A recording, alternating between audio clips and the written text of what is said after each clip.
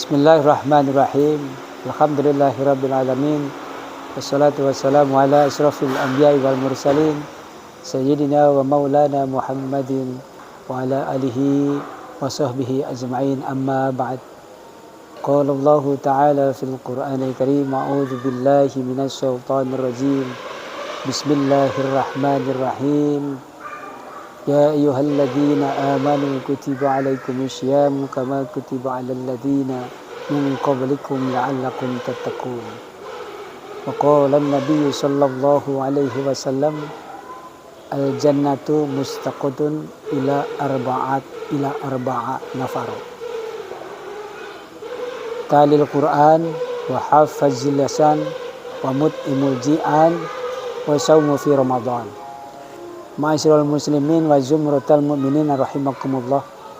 Tanpa terasa kita semua sekarang sudah berada di fase yang kedua. Kita telah berhasil menyelesaikan 10 hari pertama, di mana disebutkan bahwa Ramadan itu terbagi 3 kategori.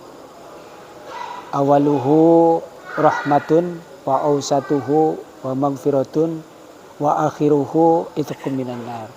Jadi fase yang pertama mudah-mudahan kita mendapatkan kasih sayang Allah Subhanahu wa taala, dan sekarang kita fokus untuk memperjuangkan agar kita mendapatkan ampunan Allah Subhanahu wa taala di 10 hari yang kedua, dan insya Allah kita juga akan terus mengejar dan juga meraih apa yang disebut dengan itqum minanar, sehingga kemudian kita bisa dibebaskan dari siksa api neraka. Ma'asyiral muslimin rahimakumullah. Kalau kita sebagai umat manusia merindukan surga, itu sesuatu hal yang wajar. Tetapi ini justru kebalikannya. Adalah ternyata surga itu merindukan manusia. Surga merindukan kepada 4 perkara. Al-jannatu mustaqatun ila arba'a nafar. Jadi surga itu merindukan kepada 4 golongan. Yang pertama adalah talil Quran, yaitu orang-orang yang gemar membaca Al-Quran. Di bulan suci Ramadan ini, maka kemudian siapa saja yang membaca 1 huruf Al-Quran itu 1 kebaikan di hari-hari biasa. Tetapi berhubung bahwa kelipatan di bulan suci Ramadan itu akan dilipat gandakan, maka 1 huruf itu bukan sekedar 1 kebaikan atau 10 kebaikan, tapi justru bisa berlipat-lipat ganda. Maka dari itu mari sama-sama di dalam bulan suci Ramadan ini kita lebih meningkatkan bacaan-bacaan Al-Quran kita, agar kemudian kita lebih mencintai Al-Quran. Dan talil Quran ini adalah sebagai bentuk daripada kita mengimani daripada kitab suci Al-Quran.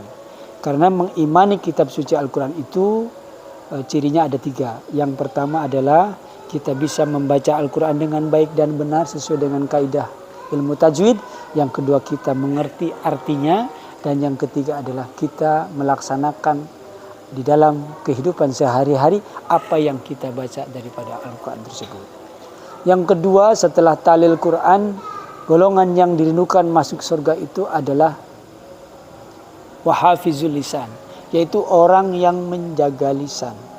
Kita tahu bahwa mulutmu harimaumu, ya. Maka dari itu menjaga lisan itu menjadi satu hal yang sangat penting agar kemudian kita tidak terperosok.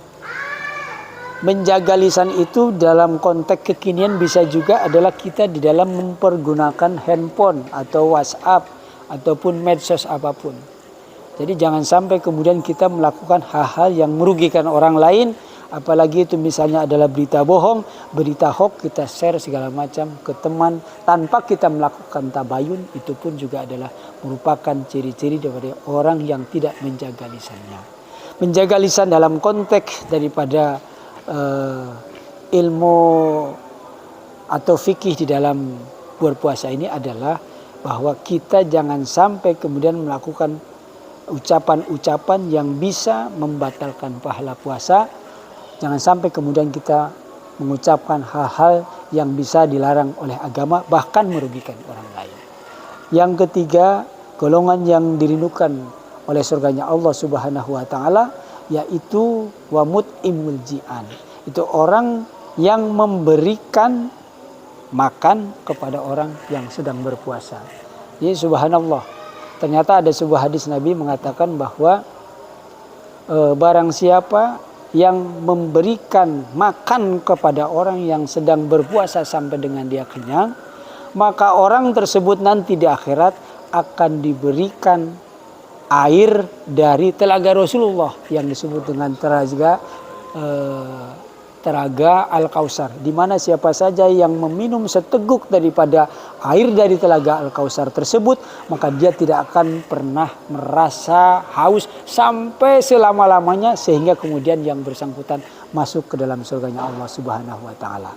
Dan yang keempat, golongan yang dirindukan oleh surganya Allah Subhanahu wa taala adalah orang-orang yang melaksanakan puasa pada bulan suci Ramadan. Orang-orang yang melaksanakan puasa pada bulan Ramadan seperti apa? Adalah orang-orang yang melaksanakan puasa Ramadan disertai dengan keimanan dan keikhlasan kepada Allah Subhanahu wa taala.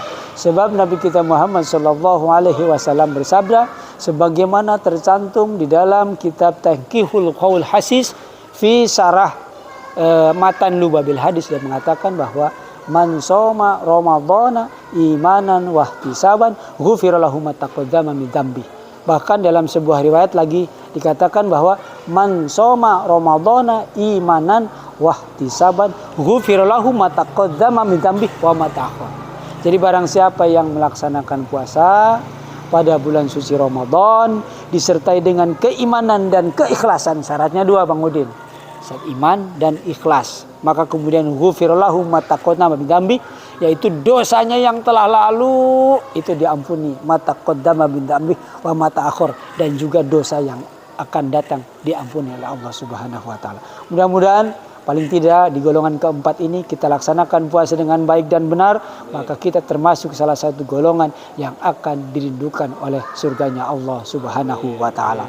Terakhir, mari sama-sama kita jangan sampai lupa, lengah, karena kemudian ada satu malam yang lebih baik daripada 1000 bulan yang terletak di malam ganjil, yaitu pada tanggal setelah tanggal 19, yaitu mungkin 21, mungkin malam 23, mungkin malam 25, 27 atau 29, dan siapa saja yang melakukan kebaikan pada malam tersebut maka kita diganjar seperti orang yang melakukan kebaikan 1000 bulan, di mana 1000 bulan itu sama dengan 83 tahun. Demikian yang dapat saya sampaikan, mudah-mudahan ada manfaatnya. Wallahul muwaffiq ila aqwamit thoriq. Wassalamualaikum warahmatullahi wabarakatuh.